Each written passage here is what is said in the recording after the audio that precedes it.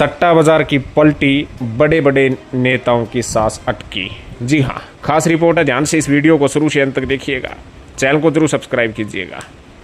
आपको बता दें कि सट्टा बाजार ने हरियाणा के लोकसभा चुनाव को लेकर अपना नया आंकड़ा जारी किया है। इस आंकड़े से कहीं ना कहीं बड़े बड़े दिग्गज नेताओं को झटका लगा है। आपको एक एक सीट का हाल बताएंगे कि कौन अप में है, कौन डाउन में है और क्या कुछ हरियाणा में होता हुआ दिख रहा है। तो सबसे पहले आपको रोहतक सीट की बात करते हैं। रोहतक सीट पर दीपेंद्र सिंह हुड्डा के मोल भाव सबसे कम है।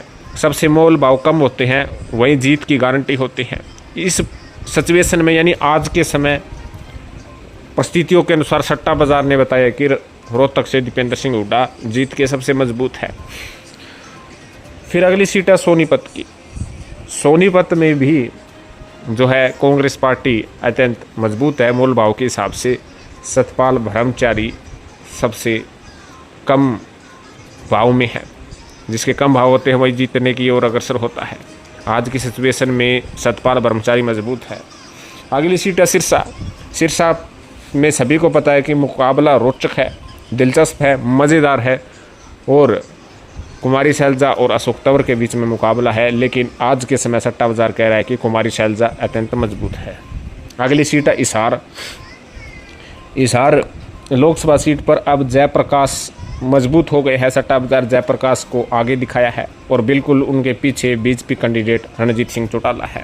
अगली सीट है अम्बाला। अम्बाला में कांग्रेस प्रत्याशी वरुण मुलाना को आगे बढ़ता दिखाया है। हालांकि ये 5 सीटें हैं, रोहतक, सोनीपत, सिरसा, हिसार और अम्बाला, जहाँ से कांग्रेस को मजबूत बताया है। लेकिन यदि मोल भाव के हिसाब से बात करें तो हिसार और अम्बाला में बड़ा उलटफेर साबित हो सकता है, क्योंकि जो बीजेपी और कांग्रेस के कैंडिडेट हैं, कांग्रेस के मोल भाव सबसे कम है और उससे बिल्कुल पॉइंटों में बिल्कुल थोड़ा सा ही नीचे बीजेपी के कैंडिडेट है, जो आने वाले समय में बीजेपी वाले भी कवर कर सकते हैं या कांग्रेस पार्टी वाले आगे बढ़ते हैं तो उनके पॉइंट भी आगे हो सकते हैं।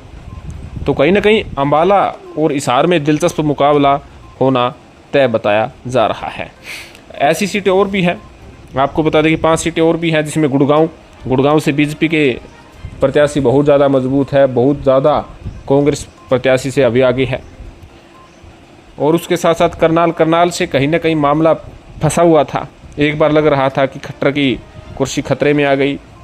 करनाल से लोकसभा सीट से चुनाव बीजेपी की तरफ से लड़ रहे हैं, लेकिन आपको बता दें कि करनाल से अब बीजेपी का प्रत्याशी यहाँ पर अत्यंत मजबूत है। फरीदाबाद की बात करें तो फरीदाबाद में कांटे की टक्कर जरूर है, लेकिन इस वक्त सट्टा बाजार कह रहा है कि आगे है कृष्णपाल गुर्जर, कुछ ही पॉइंटों से आगे है, ज़्यादा आगे नहीं है। अगली सीट है भिवानी महेंद्रगढ़। भिवानी महेंद्रगढ़ का हाल बता देते हैं कि इस वक्त सट्टा बाजार ने जरूर बीजेपी प्रत्याशी धर्मवीर को आगे दिखाया है, लेकिन उनके बिल्कुल पीछे राव दान सिंह भी हैं। अगली सीट है कुरुक्षेत्र लोकसभा सीट पर कांटे का मुकाबला है और नवीन जिंदल, सुशील गुप्ता, रवि सिंह चौटाला मैदान में है। लेकिन इस वक्त सुशील गुप्ता की जगह नवीन जिंदल को मजबूत दिखाया है कि वे जीत सकते हैं। मोटे हिसाब से आपको यदि बताएं तो 5 सीटें इस समय बीजेपी के फेवर में है और 5 सीटें कांग्रेस के फेवर में है। यदि हम बात करें 5 ऐसी सीटों की जहां पर मोल भाव तो जरूर आगे पीछे दिखाया है, लेकिन आने वाले समय में कभी भी कुछ भी उल्टफेर हो सकता है, क्योंकि कुछ ही पॉइंटों का डिफरेंस बीजेपी और कांग्रेस के बीच में है। उनमें से सीट आपको बता दें कि हिसार, अम्बाला, भिवानी महेंद्रगढ़ और कुरुक्षेत्र लोकसभा सीट है।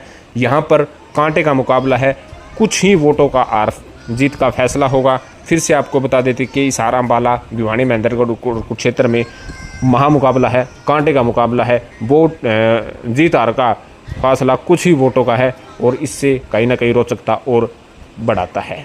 तो आपका इस विषय में क्या कहना है, कमेंट जरूर करें। चैनल को जरूर सब्सक्राइब करें। धन्यवाद।